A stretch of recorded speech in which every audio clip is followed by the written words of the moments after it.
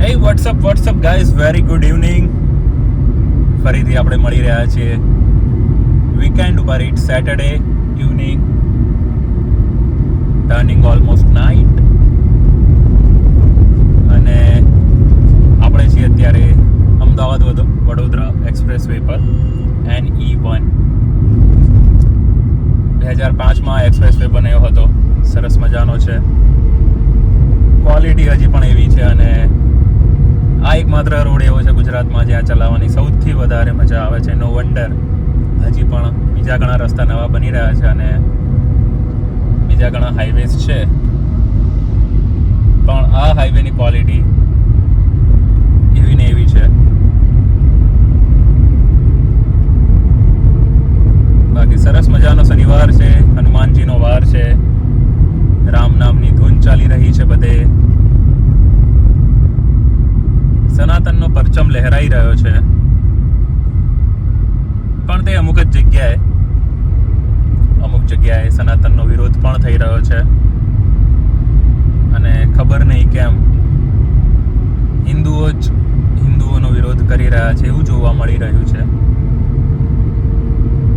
ભારતના 4 દિશાઓમાં 4 પીઠ આવેલા છે, 4 મઠ આવેલા છે, અને તેમના આધિપતિ શંકરાચાર્ય જે કહેવાય એવા જ્યોતિર્મઠના શંકરાચાર્ય શ્રી અવિમુક્તેશ્વરાનંદ સ્વામીને યુપી સરકારે પૂછ્યું છે, યુપી સરકારે પુરાવો માંગ્યો છે કે તમે પોતે શંકરાચાર્ય છો, એનો પુરાવો શું છે.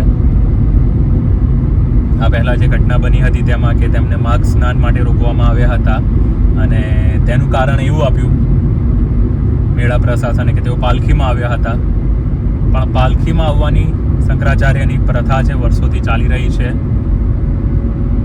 તેમને ન અંગ્રેજોએ રોક્યા હતા, ન મુગલોએ, ન એમના પહેલાંના લોકોએ, અને લગભગ આજ સરકારે વર્ષો સુધી અત્યાર સુધી તેમને આ જ રીતે આવવા દીધા છે.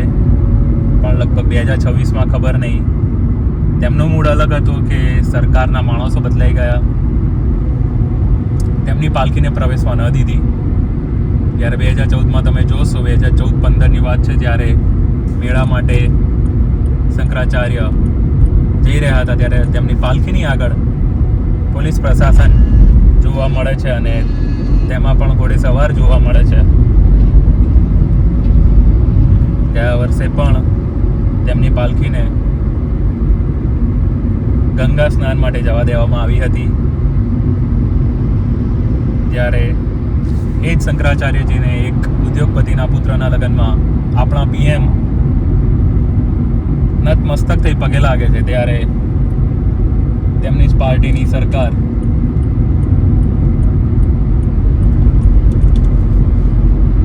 એ જ શંકરાચાર્યજીને સવાલો પણ પૂછી રહી છે. ત્યારે સવાલ એ થાય છે કે પાર્ટી એક જ છે તો વલણો બેવડા કેમ? કારણ કે જ્યારે આજ ભાજપની સરકાર અરુણાચલ પ્રદેશમાં અને નાગાલેન્ડમાં અલાઇન તેમના સાથી પક્ષો સાથે હતી, ત્યારે આજ શંકરાચાર્યની ગૌધ્વજ સ્થાપના યાત્રાને પણ રોકવામાં આવી હતી, જેનો મુદ્દો દેશમાં વધી રહેલી ગૌ હત્યા અટકાવવા માટેનો છે. જો કે નોર્થ ઇસ્ટના લોકોની હેબિટ અને કલ્ચર અલગ છે, તેથી ત્યાં એ મુદ્દો અલગ છે. પણ હજી પણ ભારત સૌથી વધારે પ્રમાણમાં બીફ એક્સપોર્ટ કરે છે, અને તે સવાલ તો છે જ. ત્યારે જોવાનું એ છે કે શંકરાચાર્યને આ રીતે જે સવાલ પૂછવામાં આવે છે, તેમનું આ રીતે જે અપમાન થયું છે, તેના મુદ્દે સરકાર શું સ્ટેટમેન્ટ આપે છે. કારણ કે હવે તેમાં બીજા સંતો મહંતો, હિન્દુ ધર્મના, સનાતન ધર્મના જે પ્રખર કહેવાય, તેઓ પણ જોડાયા છે. તેમણે પણ વિરોધ કર્યો છે કે શંકરાચાર્યજી સાથે આવું તો ન થવું જોઈએ, કારણ કે તે સર્વોત્તમ પદ છે.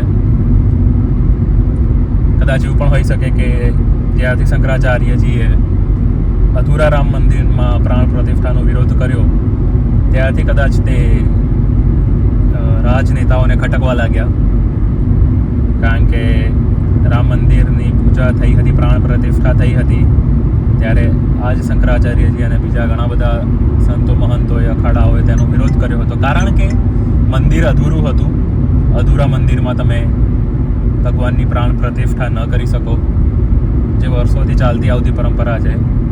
પણ કદાચ કોઈ એક વ્યક્તિના મનને શાંતિ પહોંચાડવા અથવા તો તેમના ટાર્ગેટને પૂરા કરવા તે કરવામાં આવ્યું હતું. તો ત્યાર પછી કદાચ એવું હોઈ શકે કે સનાતન ધર્મ એ ખાલી રાજકારણનો મુદ્દો બની ગયો છે. લોકોને સનાતન ધર્મ મુદ્દે ભટકાવવામાં આવીને